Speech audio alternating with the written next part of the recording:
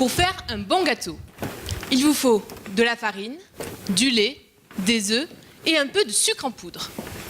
Mais au fait, vous êtes plutôt sucre de canne ou sucre de betterave? Il faut savoir que le sucre de canne représente 80% de la production de sucre mondial et que le sucre de betterave n'en représente donc que 20%. En effet, les coûts de production de sucre de betterave sont plus élevés que ceux de sucre de canne.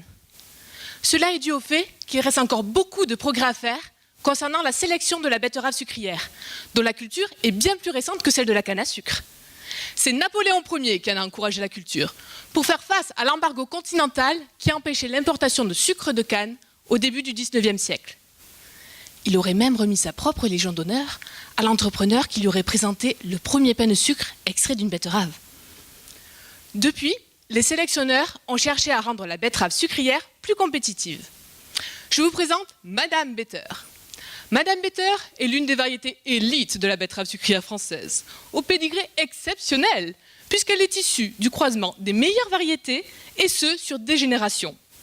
Elle a ainsi un meilleur rendement en sucre, est plus résistante aux maladies, et nécessite moins d'engrais et de pesticides que ses illustres parents. Cependant, à force de toujours croiser les mêmes élites entre elles, les nouvelles betteraves produites se ressemblent de plus en plus. Il est plus difficile d'en améliorer le rendement. Pour sauver sa descendance, Madame Better doit donc s'ouvrir au monde extérieur, aller chercher des betteraves sauvages aux quatre coins du monde afin d'apporter un peu de sang neuf dans les programmes de croisement. Depuis 2012, 16 variétés sauvages ont ainsi été identifiées comme représentant le maximum de la diversité génétique qui n'est pas déjà présente au sein des betteraves cultivées. Maintenant, comment croiser de façon avantageuse ces nouvelles betteraves sauvages avec nos variétés élites, avec Madame Better? C'est là que j'interviens. Mon premier objectif va être d'étudier à l'aide d'outils informatiques le lien entre la teneur en sucre des betteraves sucrières et les informations dont on dispose sur leur ADN. Cela va me permettre d'identifier des régions de l'ADN des betteraves sauvages qui seraient intéressantes à avoir dans l'ADN des betteraves élites.